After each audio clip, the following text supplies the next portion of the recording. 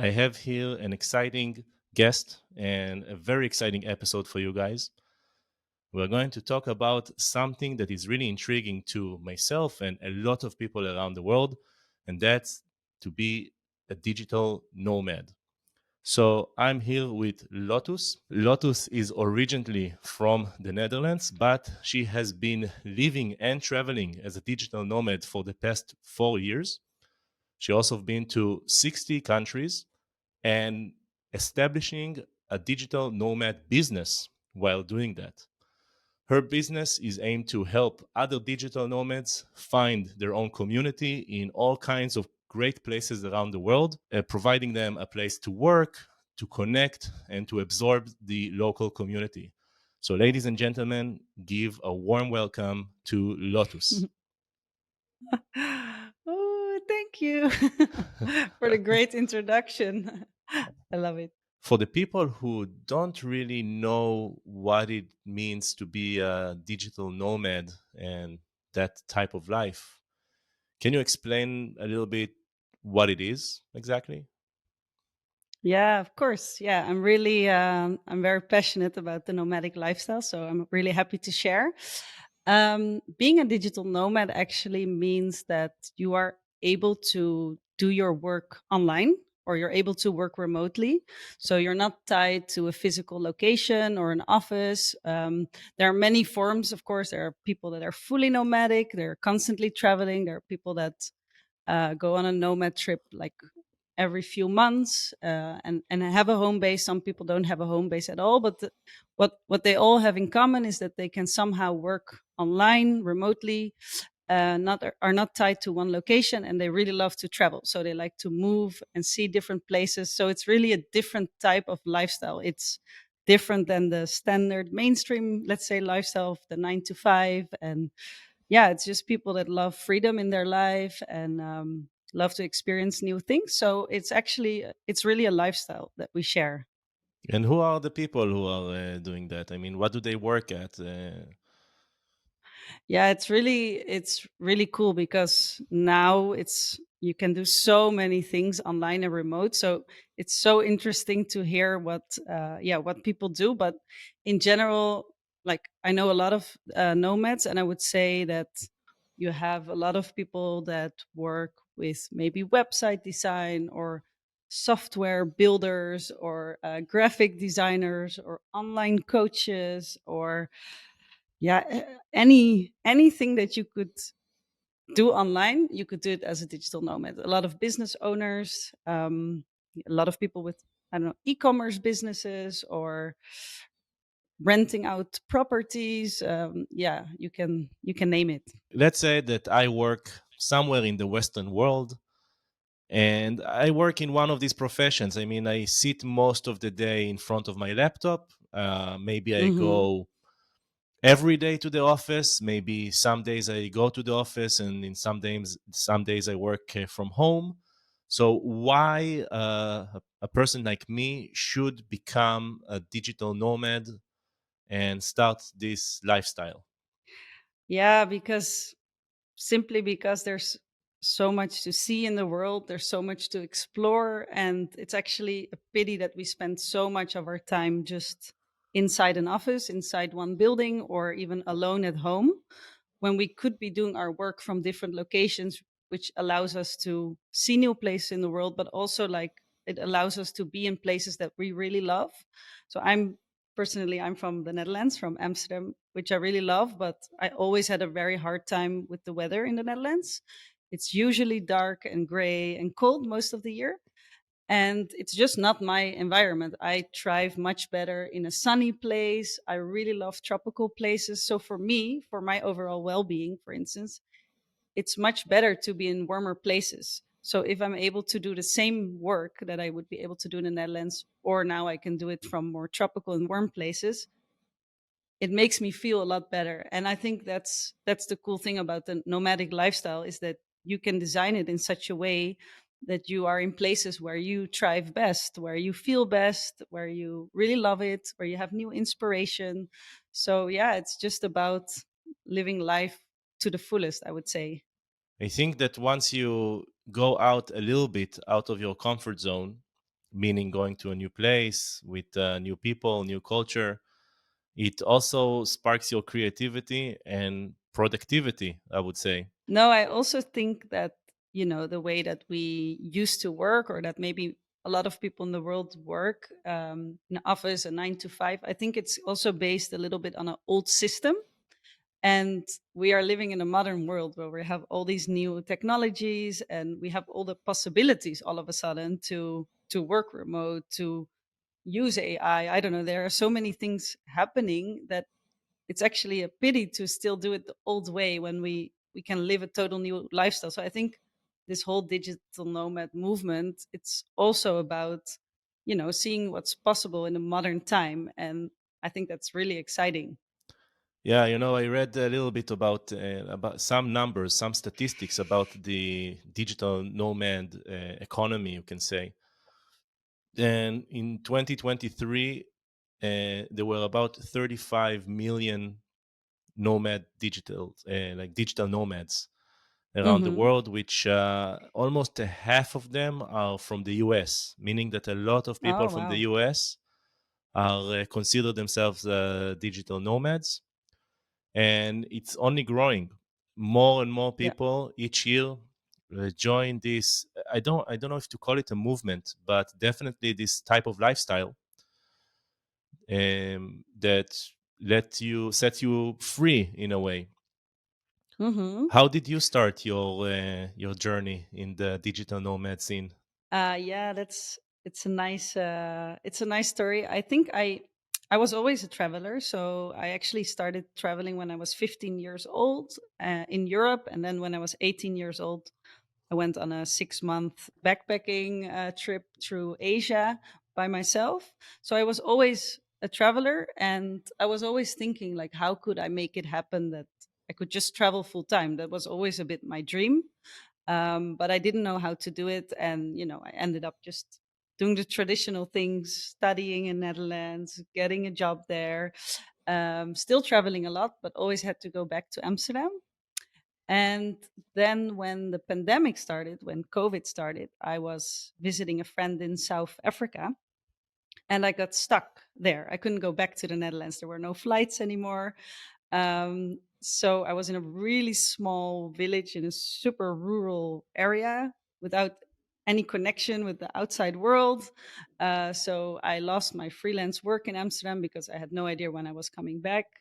I was still paying my high rent in Amsterdam. Um, and then that just made me realize, like, yeah, this makes no sense when something happens like this, like a global pandemic. I want to have this freedom in my life to be able to just take my work with me and not have this expensive apartment in Amsterdam that's, that I'm paying rent for all the time. And I wanted to get out of the rat race, let's say. So then it became very clear to me. And then that became my priority. And I had no idea still how to do it, but I was just like, I'm going to make this work. And I felt like to start, I need to just start traveling. I need to let go of my old life. So together with my partner, we decided to save up money. We did everything to make money in a short time, sold everything from our apartment, and basically had a budget to start like a world trip. And then I knew, like, okay, I can travel around almost a year without that I have to work. And then I have a year to kind of figure out how I'm going to, I said that, make this lifestyle happen, if I can extend my travels. And I had no idea. And it was still COVID. So I started in Mexico because Mexico was quite open. And I had a YouTube channel at the time. So I was relying on good Wi Fi to upload. And I traveled through Mexico City, Oaxaca, and then I came to Puerto Escondido. And I fell in love with that place. And Wi Fi wasn't so great. So there was only one place where I could upload my videos. And then I entered this whole new world because that one place with good Wi-Fi, that was where all the nomads were, where all the online entrepreneurs, people in crypto, all these people that were making it happen for themselves to be able to just make money while they were there. And yeah, it was so inspiring for me. I really felt like finally I had found like my people. I really loved it that we were all co-working and supporting each other, and everyone had these amazing ideas, and it was just such a uplifting and supportive environment.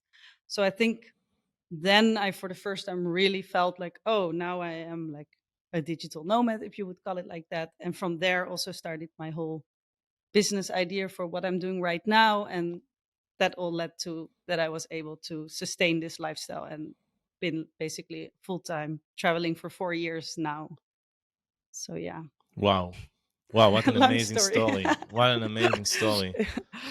And we will Thank you. get to what you're doing right now, because you build up a business by doing all of that, and that's also a freaking amazing thing by itself. It sounds like digital nomading also is a place where you can find a community, right? Like, you got Yeah, to Mexico, to that place, and all of a sudden you are not only by yourself, you are meeting people who are, I guess, I assume, pretty much in the same mindset, maybe the same age, pretty much, more or less.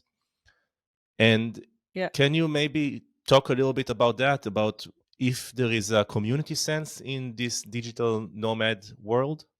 Yeah, it's such a community world. I think in general, travelers. So let's, if you don't mention nomads, but just travelers in general. I think when you travel, if you travel solo, I think a lot of people know that you are never alone. It's so easy to meet people. People are very social. Travelers always want to connect with other travelers. So in general, I think that's a thing when you're traveling. And then with digital nomads, it's the same. So we are also travelers, so people connect really easily. A lot of people are just nomading by themselves. They don't do it with a partner or with friends. They're just alone on their journey. So everyone wants to connect, and then yeah, you it's really easy to meet people. And then there are a lot of like nomad hubs and a lot of places that nomads love to go. So if you also go to those places, it's really easy to meet other nomads. And there are specific accommodations that nomads like to go. So we look, for instance, like for good internet. We look for co-working spaces. We don't want to be in like the party hostels, and we choose different types of places, so there you will meet people with the same needs and preferences as you. And then it's so nice because yeah, you spend the time together and you connect so much. You have so many of the same interests and passions and values in life that you really easily become friends, I find. And because everyone is global and moving around, it's also very easy to meet people again in other places around the world. So I had, for instance, a friend I made like 2 years ago. We met in Mexico, and then in 1 year we saw each other in Mexico. We saw each other in Indonesia, Bali, Indonesia, and in Croatia, I think. So it was like the world becomes smaller than you think, and yeah, people are moving all the time. People are so flexible, so it's easy to meet up with each other as well. Wow. I think about someone who is like kind of I don't want to say miserable, but someone who is not fulfilled with their lives. They enjoy what they do, the actual work, but they are in an office environment that they don't like, or maybe they are living in a place like you lived in. You're from Amsterdam, so a place that is cold most of the time, or a lot of the time. And all of a sudden, there is this opportunity that you can just take your laptop, pack a suitcase or a backpack, and just go somewhere, and you'll meet people who did the same. And you can work together from the same co working space. Usually, when you have creative people, entrepreneurs, or just freelancers, people who are their own bosses in a way, and when they are in the same room, it also leads to a mutual creativity. Mhm. So it's not like, hi Joe from the office that I know you for the past last year, and I just say hello, how are you, and stuff like that. It's like, oh wow, I'm here in this cool hostel with a co-working space, and there is Joe from Mexico, well, Juan from Mexico, and or Michelle or whatever from the Netherlands. And it sounds like a good opportunity to cultivate some good experiences together. Yeah, definitely. And it's so inspiring because a lot of what you what you said, a lot of nomads did something to kind of break free from traditional patterns or the system or their job, or many people went through a process of kind of like breaking free from that. So a lot of people are really inspiring. They do really cool things. A lot of people started their own business. They pursued their childhood dreams. Their So the dreams. people, yeah, so the people that you meet also have a story to tell often. And I think that if you are just working in the place that you grew up, and you're maybe in a big company, in a big office, maybe you don't find the same connection with the people around you. I don't know, like, that's just something I say, but I know that from nomading, you meet really inspiring and driven people as well. Awesome.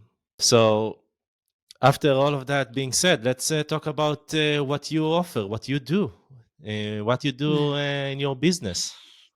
So yeah, like I mentioned, I think before, I was in Mexico. I experienced for the first time myself what it is like to be in a digital nomad community, what it's like to be in an environment where people are supportive, where you collaborate, where you co-create, where you experience really beautiful places, and where you're traveling. So from that, from my experience, I'm really feeling like, wow, finally I found my people, my environment. I got this idea that, yeah, there are so many people now able to work remote around the world, but they are maybe just working from home alone, or they're still in some office.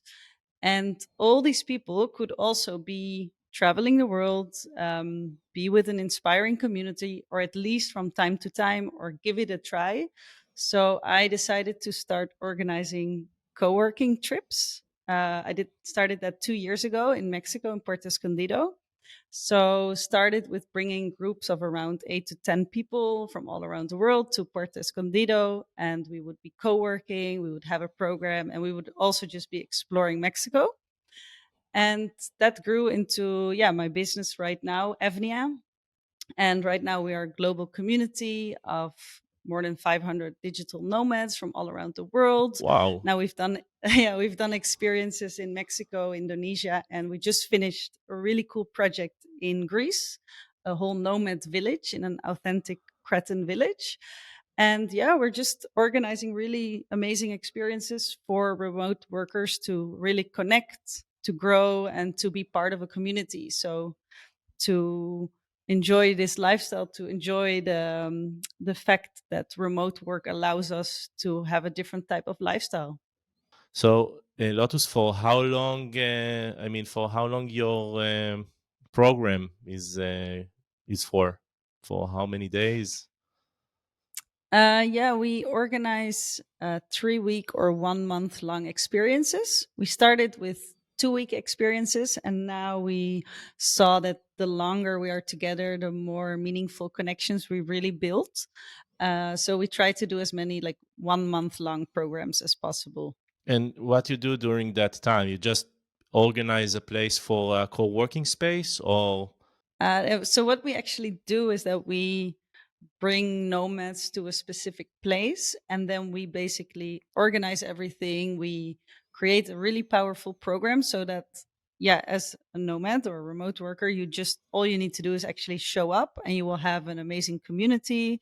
You will have an amazing program that you can join that is really made for connecting with yourself, connecting with others, connecting with nature, but also growth. Like we have a lot of workshops. So a lot of workshops for you to grow in your business or in your personal development or more spiritual. And then we have all these community events. So bonfire nights, dance classes, like all these things that just make us connect and be stronger as a community. And then what we actually do, usually we create like a hub. So that's going to be the place where we all meet. That can be a co-working space, or yeah, we just did a a project in a really authentic village. So we had to work with what we have, and we took over a restaurant, which became our hub for our nomads. And then people are staying like spread out over the place where we are. So it really feels like you live there and that you have all these people from the community living close by, and you can, meet them daily at the hub. So it's really, yeah, it's an experience where you straight away feel like you live in a place and you can experience it as someone who's living there, and at the same time have this global community. And how's the accommodation like? You sleep in a dorm or you have your own room? Oh, it is. Yeah, this really depends. So we like to organize our experiences that you have all the options based on your budget and preferences. So we have anything from shared rooms to private rooms in like more a hotel setting, or even private studios or apartments for people that really like to cook. So we have all the different options as well. So you can really choose based on your preferences. And do you get involved or in touch with like a local community? Let's say you go to Mexico, you get to meet people from who lives there in that particular place. Yeah, this is actually really important for us because I have been nomading myself full time for almost 4 years. And I've been to a lot of digital nomad hubs around the world, like, for instance, in Bali. And yeah, I've really seen that in some places, the connection with local communities is really limited or getting very lost. Like, people just come to kind of enjoy the place, but don't connect with the local communities and then just leave again. Yeah. So we actually, for us, it's really important to be conscious and aware of that part. So that's also why we did now this whole concept of nomad villages, that we actually bring people in an already existing authentic village.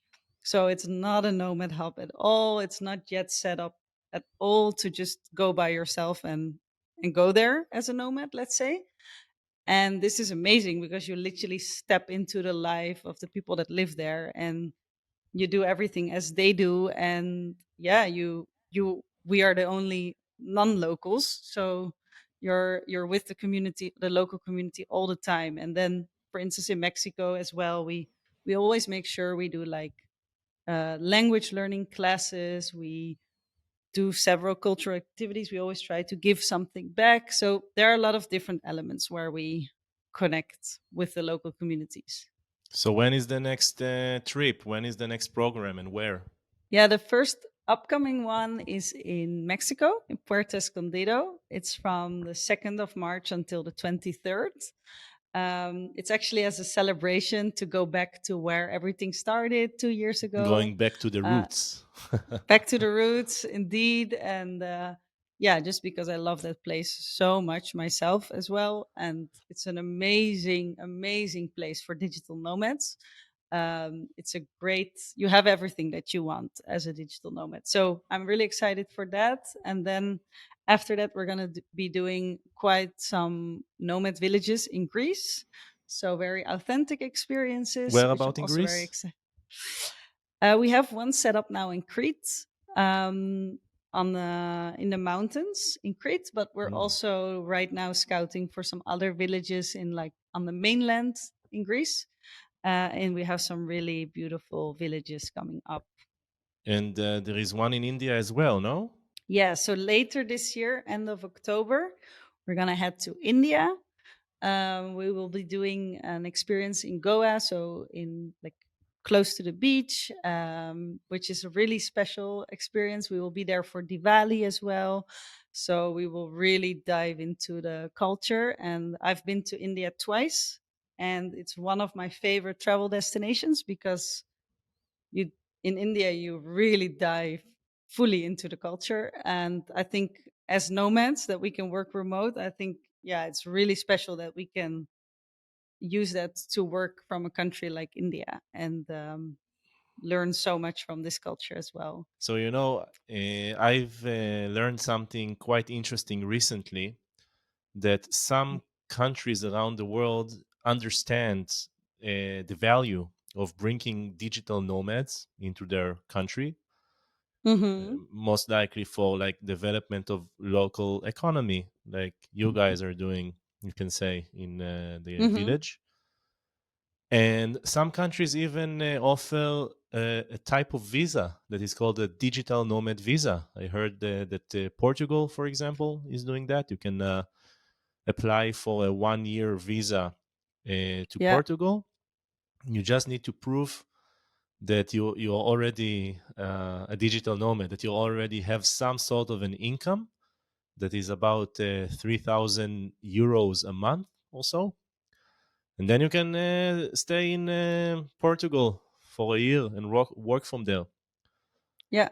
So it's definitely, it's a, I said maybe before, it's I don't know if it's a movement or a lifestyle. So now from economical point of view, you can see that there is a movement, because if countries recognize it, it means that there is something there. Because there is always in life two aspects, like the philosophical aspect and the economical aspect. So if, Mhm. like you say, yeah, it's a wonderful lifestyle, that's the philosophical aspect, you can say. But from an economical point of view, you can see that if a country like Portugal understands, wow, there is something here, so yeah, we can say that it's a movement. And Yeah. um, there is a question that I must ask you, because you've been there before. You said you started by traveling the world, which is awesome, by the way. Good job. Mhm. But you said, I just left everything. I knew that I have a budget for about a year. And then you came to the next phase of making money while traveling. So, how do you make money? Not you in particular, yeah, but in general, how you can make money while traveling? Yeah. Yeah, it's amazing that it is possible. There are so many different ways, of course, to make money in general. And then to make money while traveling, again, there are like a lot of different ways, and it's amazing to see all these people finding their way. Um, so I think it really depends on, yeah, your skill set. What was your job already before doing it while traveling? What can you offer to people? What you can maybe do online. So yeah, there are a lot of different ways. I think a lot of people that I know, a lot of people are working as freelancers, so they have their clients. Let's say someone works in, I don't know, social media management, something like that. Hmm. They might have their clients in the country that they are originally from, and then they can keep working with them remote as long as they just do their work. They have some meetings maybe every 2 weeks to connect with their clients, and they can just do their work remote. So that's, for instance, an option to have like freelance clients and being able to do that remotely. Then there are also a lot of people that are selling something. So either selling something like a digital product or maybe a physical product. So I know a lot of people that they have like an online course, or they sell ebooks, or yeah, any digital product. But I also know people that are selling physical products. So someone I know, for instance, has a yoga brand, yoga mat Mm, brand, and runs his e-commerce business while traveling the world. And uh, there are now so many ways to do these things without even having like a storage space, that everything is just done for you. In my case, of course, I organize trips, so I organize physical experiences, right. which is my main source of income. But then also like some consultancy work about remote work. This is also something you can just do online. I mentor some people who want to become a digital nomad, so that's also something we do. We have online sessions.